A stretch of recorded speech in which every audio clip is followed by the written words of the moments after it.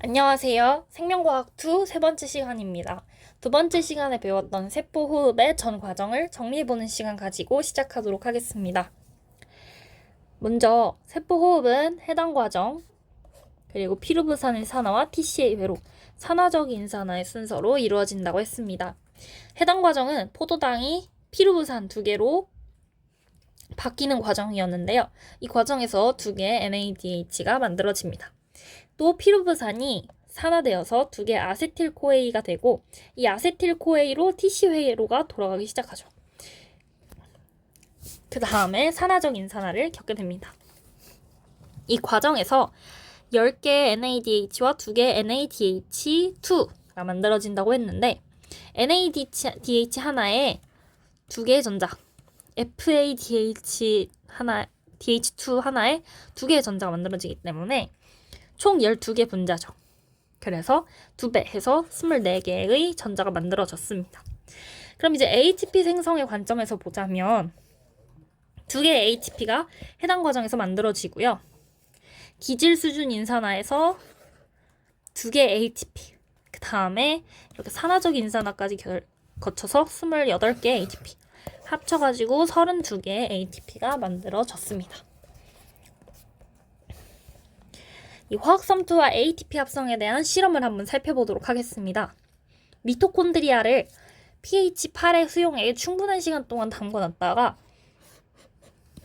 pH 4에다가 넣고 ADP와 무기인산을 공급합니다. 그러면 pH 8에 충분히 놓게 되면은 미토콘드리아 기질과 막사의 공간이 모두 pH 8로 맞춰지게 되는데요. 이때 pH 4로 옮기게 되면은 바깥쪽에 위치한 막사의 공간이 먼저 pH 4가 됩니다. 그럼 이렇게 이 두 막사의 공간과 미토콘드리아 기질 사이에 H 플러스 농도 기울기가 형성되겠죠. 그러면 이렇게 H 플러스 농도 기울기가 형성되면서 이동합니다. 그리고 저번 시간에 말씀드린 대로 확산하는 과정, 화학섬투 과정에서 ATP가 합성되게 됩니다. 그래서 이 실험을 통해서 ATP가 합성되기 위해서는 수소이온 농도 기울기가 형성되어야 함을 증명할 수 있었습니다. 세포호흡의 에너지 효율을 알아보자면 32개의 분자의 ATP가 생성된다는 것을 아까 알아봤고요.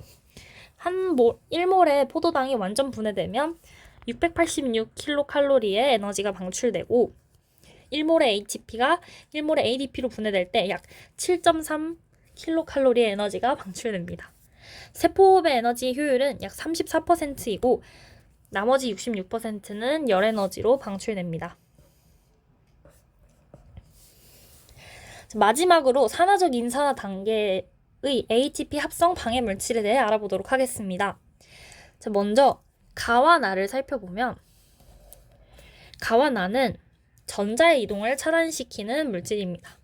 그러면 고에너지 전자가 이동하는 과정에서 에너지가 방출된다고 했는데 전자가 이동하지 못하니까 에너지 방출이 억제됩니다.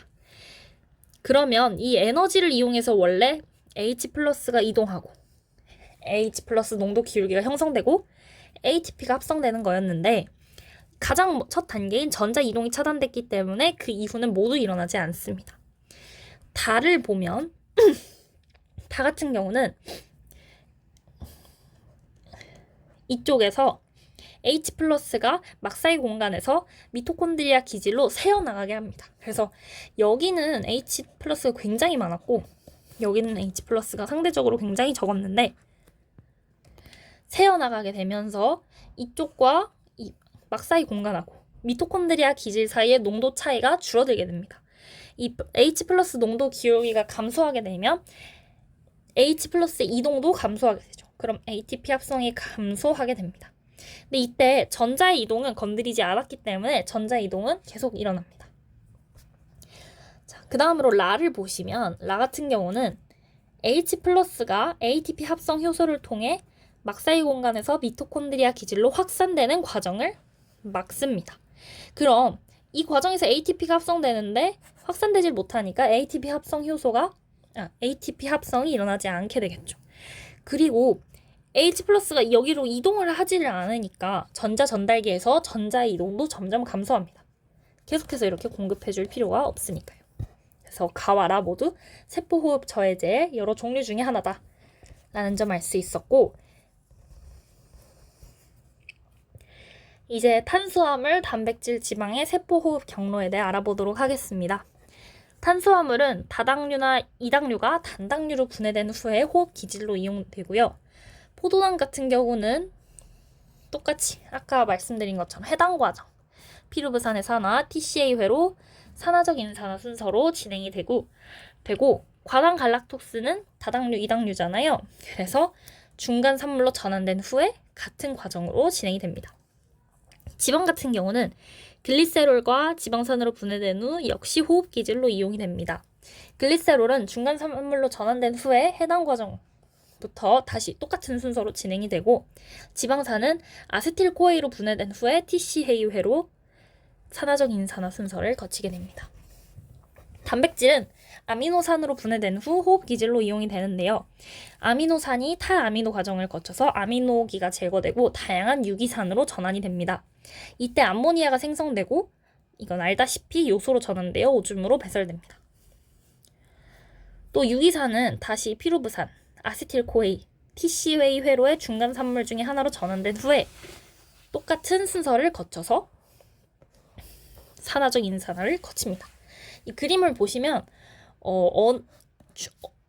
어떤 종류이냐에 상관없이 어쨌든지 이 과정에 똑같이 함유해서 산화적 인산화를까지 마친다라는 것을 알 수 있고요. NH3만 암모니아만 다르게 오줌으로 배설된다라는 걸 알 수 있습니다.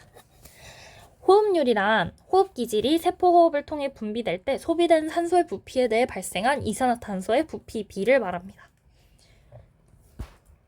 호흡 기질에 따라서 탄소, 수소, 산소 원자의 구성비가 다르기 때문에 호흡률은 다르고요.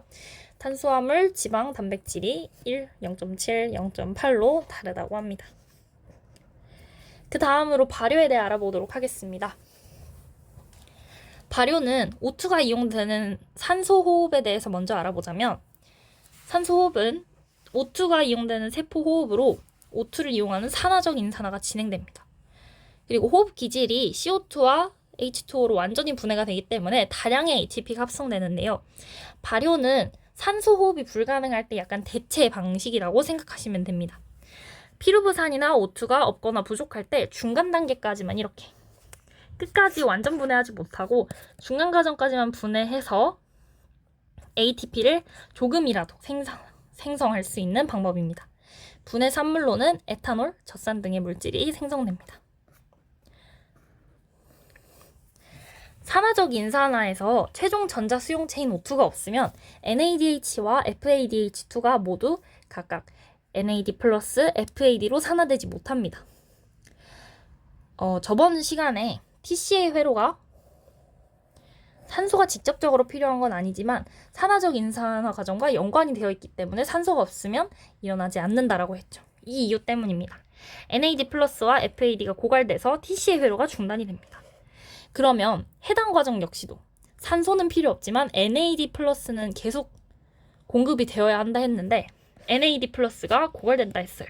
그래서 해당 과정까지 중단이 될 수가 있습니다. 근데 우리가 생물체가 살아가다 보면 O2가 없는 상황이 있을 수 있잖아요. 그래서 무산소 조건에서도 ATP를 지속적으로 합성하기 위한 방법이 바로 발효이다 라고 알아두면 되겠습니다. 발효의 종류에는 알코올 발효, 젖산 발효가 있는데요. 먼저 한 분자의 포도당이 두 분자의 에탄올로 분해되는 과정을 알코올 발효라고 합니다. 포도당 한 분자당 2개 ATP가 순생성되고 탈탄산 반응으로 먼저 포도당이 두 분자의 피루브산으로 바뀐 다음 아세트알데하이드의 환원 과정을 통해서 두 분자의 아세트알데하이드가 두 분자의 에탄올로 환원됩니다. 이 과정에서 2개 NADH가 2개 NAD 플러스로 산화되고 이 NADH 플러스는 다시 해당 과정에 쓰이게 됩니다. 아시다시피 알코올 발효는 술, 빵 이런 데 만드는데 이용이 됩니다. 그 다음으로 젖산 발효입니다. 한 분자의 포도당이 두 분자의 젖산으로 분해되는 과정이고요. 포도당 한 분자당 똑같이 알코올 발효와 마찬가지로 두 개의 ATP가 순생성됩니다. 한 분자의 포도당으로부터 생성된 두 분자의 피루부산은 두 개의 젖산으로 환원이 되고 이 과정에서 똑같이 두 개의 NADH가 두 개의 NAD 플러스로 산화됩니다. 마찬가지로 해당 과정에서 재사용할 수가 있고요. 사람 근육에서 근육세포의 과도한 운동으로 인해서 O2 공급이 부족해지면 젖산 발효를 통해 ATP가 합성됩니다. 이렇게 산소호흡과 발효를 비교한 표도 있는데 한번 읽어보시면 되겠고요. 여기까지 세포호흡과 발효 단원을 모두 마쳤습니다. 네 번째 강의에서 만나요. 안녕.